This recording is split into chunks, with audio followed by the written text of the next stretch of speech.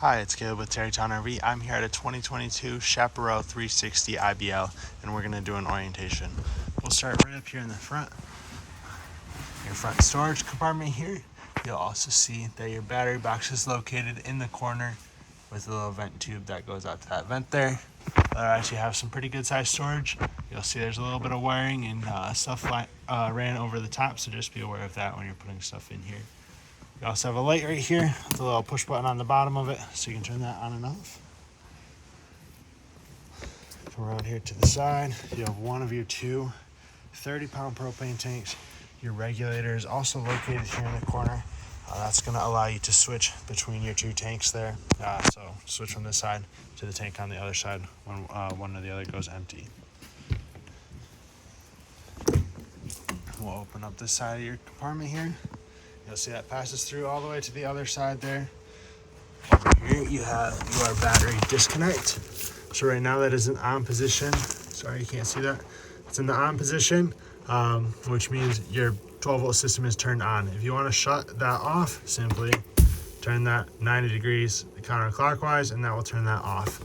If you want your batteries to charge though when you're hooked up to your vehicle or to shore power, make sure that you have that in the on position.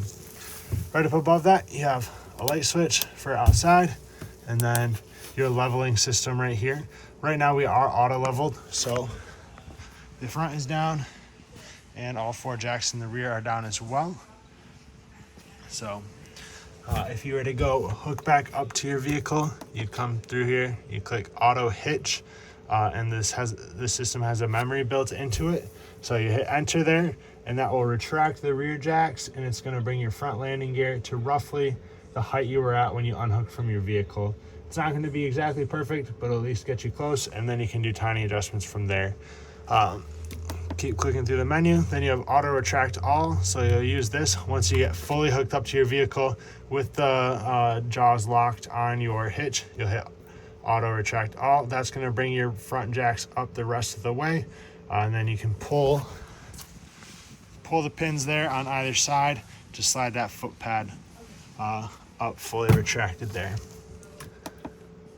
You have auto retract rear, so that will adjust to your rear four jacks. It's not going to adjust the front at all. And then you have manual level, which is going to allow you to use this pad here to manually adjust each of your jacks. To raise or to adjust just your front jacks to hook and unhook from your vehicle, you're going to hit front, and that is going to raise it up. If you want to retract it, you'll hit retract and then front, and that will lower that down so you can line that up with your hitch.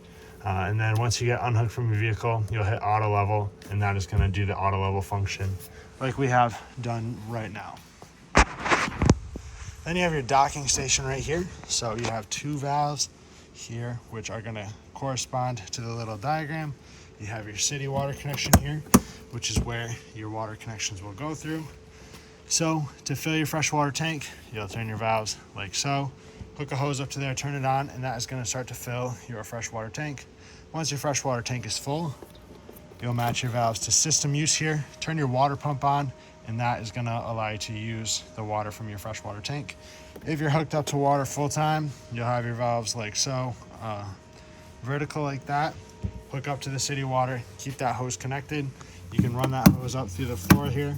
That way you can close the compartment door still, and then that hose is going to supply your water pressure for you.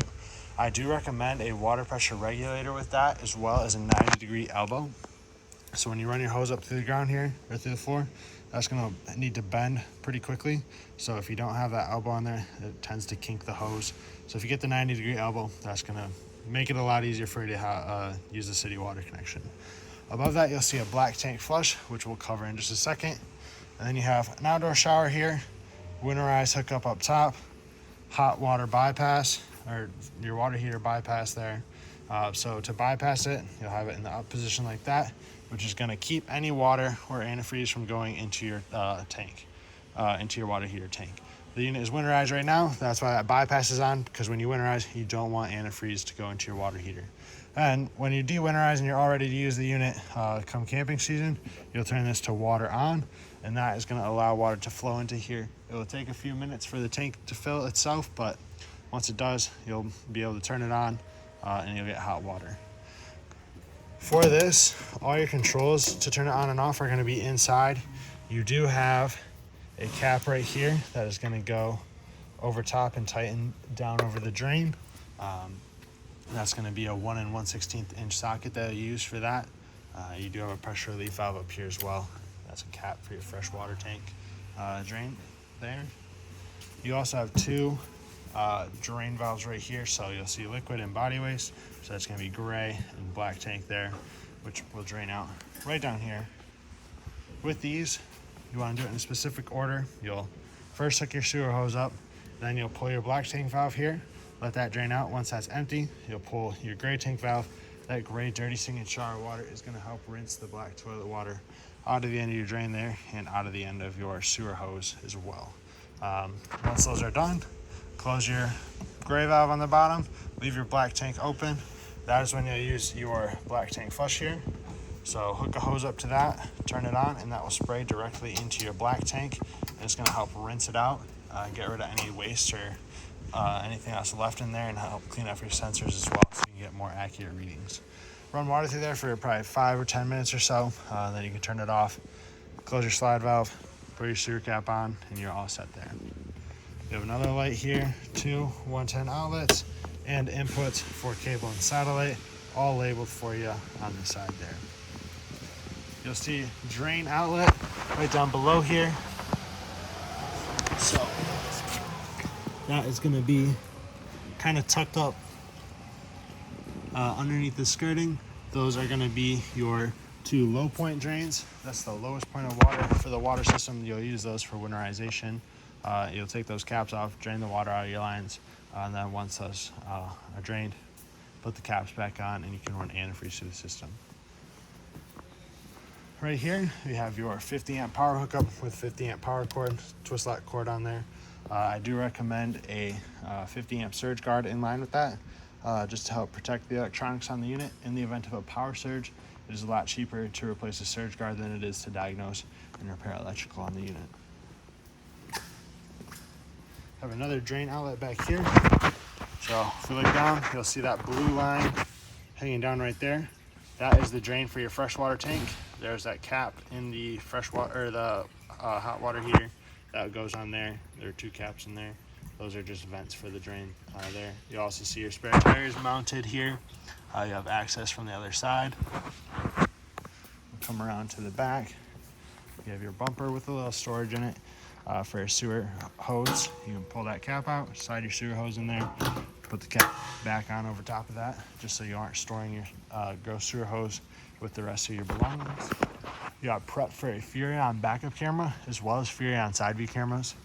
So for the backup camera, that mounts up there. The side view cameras are gonna mount on these marker lights.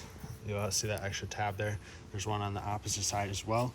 So that's obviously gonna allow you to see behind, alongside of you. The backup camera will allow you to see behind you. You can get them as a package, or you can go just backup camera or just side view cameras, up to you. And then you have a ladder up to your roof. The roof is fully walkable. We actually recommend you get up there at least once a year to check out your seals and check your rubber roof membrane. If you see any cracks, gaps, holes, tears, anything like that in the sealant, use a self-leveling lap sealant to touch those up. And for the roof membrane, we recommend a rubber roof cleaner and conditioner, which basically you spray on, scrub it in, and rinse it off. And that's going to help keep that rubber membrane from shrinking, drying out, and it'll also help keep it clean. Coming around to the door side here, we have your solid steps, which are going to flip up into your doorway. So they're hinged right along the back there. So super simple, just pick them up, swing them up into the door frame, and then they have locks on either side. So you just move the yellow handle there to release that and then lock it back in place. Goes right or left, either way is going to unlock that. So it doesn't really matter which way you turn it. Now we'll swing those back out and set them down. There are pins here on both legs that you can take out and adjust those up or down if you're on a slightly unlevel surface. That way the stairs can still sit level. You'll see you have the other prep for the side view cameras, more 110 outlets. Furnace exhaust right here, so that's going to blow out hot air when you're on your furnace. You have the other side of the pass-through here. and then your other propane tank here as well, right there, which once again, that regulator for that is on the other side.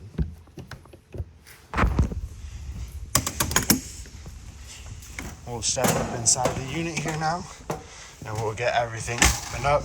As you can see, this is what it'll look like with the slide outs closed. All your controls for that are going to be right here. You have your main slide, which is going to be the big slide right in front of us. So we'll just hold down the switch here as that extends out. These are all rack and pinion style slides, so you'll hear kind of a clicking noise once they're fully extended. Same thing when it fully retracts.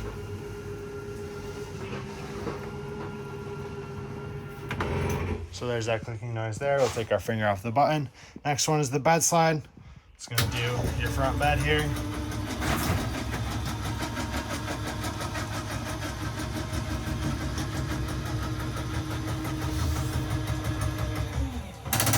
Same thing, clicking noise. Slide out one is going to be your kitchen and entertainment there. That'll slide out.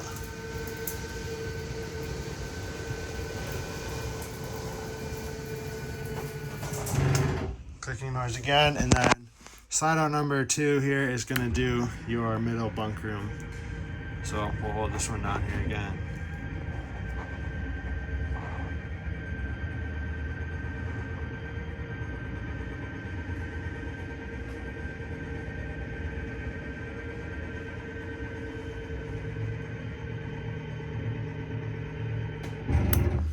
And that one's fully extended. Up in the top corner here, we have your monitor panel, so you can check the levels of your battery. Fresh, black 1, black 2, gray 1, gray 2. You're not going to have all of these tanks on here, so black 2 always going to read empty, and I didn't see a gray 2 outside either. We can double check that though, but black 1 and gray 1 for sure. You'll see there's a button here labeled gray 2 and aux. That's gonna, if you had that many tanks, allow you to switch between those two. You shouldn't have that issue here though. You have entry lights, awning lights there, and some exterior lights, as well as an interior step light, which will do obviously a light by your step there. And then water heater controls here. Like I mentioned, these are the only two. Water heater on gas, water heater on electric. For the gas portion, you do need your propane. For the electric portion, make sure you are plugged into shore power. You can run both of these individually or at the same time. Generally, it's going to heat up faster with both of them on at the same time, because 2 heating elements is going to work faster than one.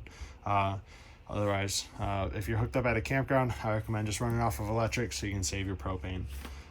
Then this is where you'll turn your water pump on. So once you have your freshwater tank filled, turn your water pump on here. And then the last switch on here is going to be for your awning to extend and retract that. Works similarly to the slides, where you hold it down to extend it, hold it down to retract it there. You'll see this on-off switch for a WineGuard Connect. That is a Wi-Fi booster on here, so that's going to boost your Wi-Fi signal strength if you're staying somewhere that has Wi-Fi. And then you have tank heaters on here as well. So fresh and waste tanks. So that basically activates a heating pad on here. It's part of a 12-volt system. Flip that on, and it's going to keep your tanks from freezing if you're late season camping. We'll step up into the bedroom here now. So you have a nice big closet up front.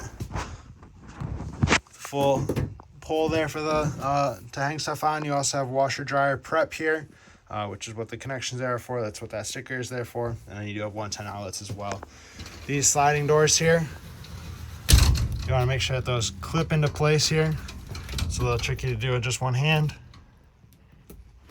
but that'll pop over top there to secure those for travel.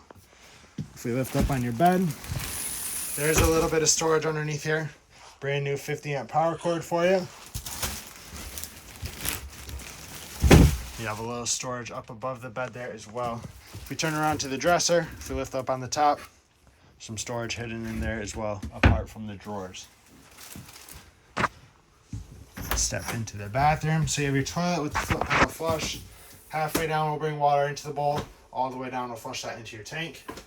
You have a travel lock on your shower doors as well. You want to hear this click into place so that these doors are secure. They're glass, so you don't want those moving back and forth going down the road. And then you have a 110 resettable outlet there as well. If you look up above, you have a vent fan. For that, just obviously make sure you close this for if it's raining, and close it for travel. That way, if you have any strong winds or anything, they don't rip that off or bend that and damage that in any way.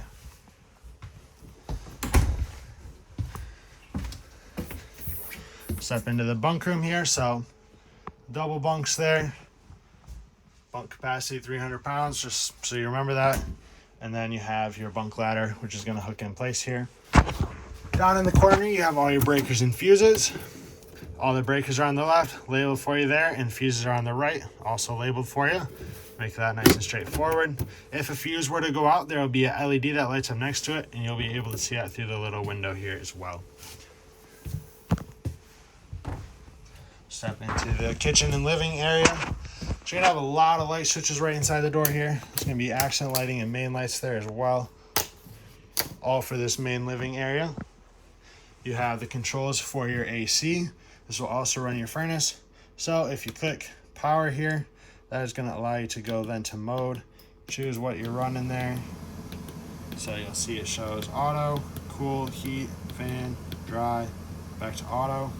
So that'll kick on what it needs to on auto based off of what you have the temperature set to, which you'll do with the arrows here. You can change your fan speeds, which shows up on the bottom there. Generally, you just keep it on auto there, which is A. We'll click this off here. If you set your time on here, you can program it to start and stop at certain times. It's also how you do the sleep button, and then you can change the lighting on there as well. You'll see this black switch right here. That is going to do your ceiling fan back there, which has the pull chain for adjusting the speeds there. All your keys are going to be on your sink. You have purple keys for the entry door. These silver keys are for your compartments. Another resettable outlet. Lots of under cabinet or under counter storage there. Your fully electric 12-volt refrigerator, so this does not run off of propane at all. You have your controls here at the top. So if you hit the set button, that's going to allow you to click through and set your temperature. If you hold that down for 10 seconds, that is going to shut the refrigerator off. Then we have microwave and your range. So 3 burners up on top, and then obviously the oven. Turn that to high. Turn your igniter to the right to light your burners. Make sure your propane is turned on, obviously, which it's not right now. And then light switch there. And then your oven. For your oven, you do have to light a pilot light first. So you'll turn it to the flame icon here, push and hold that in. While you turn your igniter to the right, once that's lit, you can set your temperature there.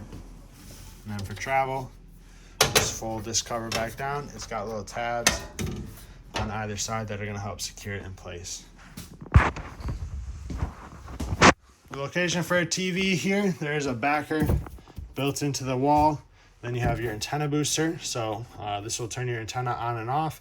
As long as that green light is on, that means your antenna is on. You'll see there's a little push button next to it. That's what you use to turn that on and off. Then you have your radio right below that.